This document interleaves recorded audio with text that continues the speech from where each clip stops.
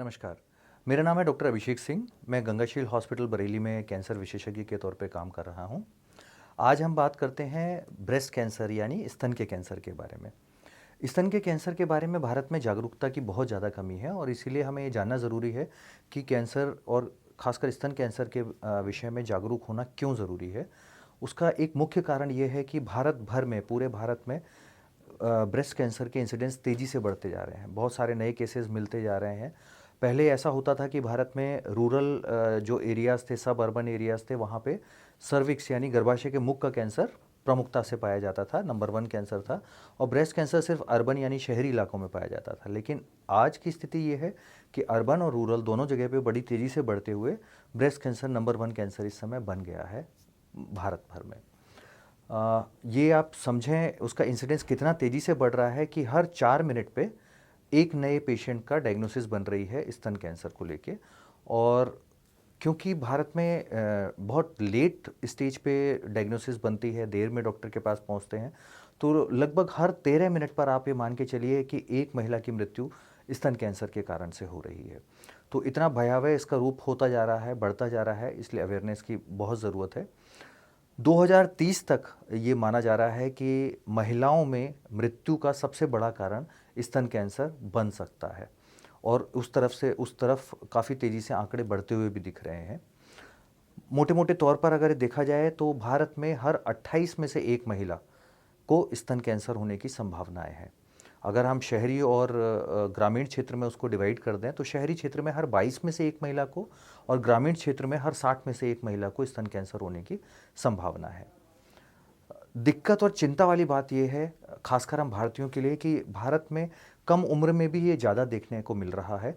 और जो इस एज पे, कम एज में जो होता है, यूजली 50% के आसपास जो है वो यंग एज में मिल रहा है, 25 से 50 साल की उम्र में। और ये ज़्यादा एग्रेसिव होता है, इसको ट्रीट करना भी मुश्किल हो जाता है और काफ़ी सारी फाइनेंशियल प्रॉब्लम्स भी आते हैं उसके साथ में कि परिवार अभी शुरू हो रहा है, बच्चे छोटे हैं, ऐसे में कैसे हम इलाज करवा पाएंगे, कितना वो उसमें खर्च कर पाएंगे। बहुत सारे इश्यूज निकल के आते हैं जो इस समय भारत भर में फेस करने पड़ रहे हैं। एक और बहुत ज़रूरी जानने वाली बात है कि अगर हम यूएसए से कंपेयर करें अपने देश को, तो वहाँ पे ब्रेस्ट कैंसर का सर्वाइवल रेट यानी स्तन कैंसर होने के बाद ठीक होके पूरे जीवन जी पाने का जो रेट है वो लगभग 90% के आसपास पहुँच गया है। लेकिन भारत में ये 60 से 65% के ही बीच में है। इसका फिर एक वही बड़ा कारण है, ऐसा नहीं है कि इलाज की कोई कमी है। इलाज जैसा यूएसए में हो सकता है वैसा यहाँ भी मिल जाएगा। लेकिन दिक्कत यह है कि भारत में मरीज़ बढ़ी हुई स्टेज पे आते हैं। अर्ली स्टेज पे सर्वाइवल के चांसेस बहुत अच्छे होते हैं, लेकिन बढ़ी हुई स्टेज पे सर्वाइवल के चांसेस घटते चले जाते हैं। अगर हम स्टेज 1 में किसी कैंसर का किसी स्तन कैंसर के मरीज का इलाज शुरू करते हैं, तो उसमें 75% संभावनाएँ हैं कि वो 5 साल अपना जीवन बिल्कुल अच्छे से बिताएँगे। लेकिन वहीं अगर हम स्टेज 4 में उसे कंपेयर करें तो ये घट के सिर्फ 5% रह जाता है। तो ये सब इसलिए ज़रूरी है, ये जागरूकता इसीलिए ज़रूरी है कि जल्दी उसका हम पहचान कर पाएँ। जितना जल्द हम पहचान करेंगे और जितना सही निदान करेंगे, उतना बेहतर समाधान मिलेगा। दूसरा जो मैं हर बार अलग-अलग वीडियोज़ में बोलता रहता हूँ कि जितना जल्दी बीमारी के बारे में पता चलेगा, उतना कम खर्च में इलाज हो पाएगा, क्योंकि उसके कॉम्प्लिकेशंस ज़्यादा नहीं होंगे और ज़्यादा इलाज करने की ज़रूरत नहीं पड़ेगी और उसका रिज़ल्ट्स भी और अच्छे आएँगे, प्रोग्नोसिस और अच्छी होगी। तो ये बहुत जानना ज़रूरी है और ये सिर्फ महिलाओं के लिए नहीं, पुरुषों के लिए भी ज़रूरी है कि वो भी अपने परिवार की महिलाओं की सेहत के प्रति सचेत रहें, वो देखते रहें कि कभी किसी को कोई परेशानी हो रही है तो इमीडिएटली उसका चेकअप कराएँ, उसे डिले ना करें। महिलाओं में बहुत ही प्रवृत्ति देखी जाती है कि अपनी परेशानी को वो इग्नोर कर देती हैं, उस पे ध्यान नहीं देती हैं और उसको चलने देती हैं, बढ़ने देती हैं। तो यदि किसी पुरुष को ये अंदेशा हो, शक हो कि हाँ, महिला को कोई परेशानी हो रही है, तो इमीडिएटली चेकअप कराना बहुत ज़रूरी है। यूएस में क्यों इतना अच्छा रिजल्ट्स हैं? क्योंकि वो बहुत जल्दी बीमारी को पकड़ ले पा रहे हैं। स्क्रीनिंग उनके यहाँ बहुत अच्छे से होती है। अभी वहाँ पे मेमोग्राफी और ये सारे एक प्रोटोकॉल है जो फॉलो होता है, जिस कारण से वो जल्दी उसको पकड़ पाते हैं। भारत के उसमें अगर हम देखें, पहले ब्रेस्ट सेल्फ एग्जामिनेशन के बारे में स्क्रीनिंग में कहा जाता था कि महिलाएं अपने ब्रेस्ट का हर महीने एक बार एग्जामिनेशन करके देखें कि उसमें कोई गांठ या कोई भी एबनॉर्मेलिटी तो नहीं दिख रही है।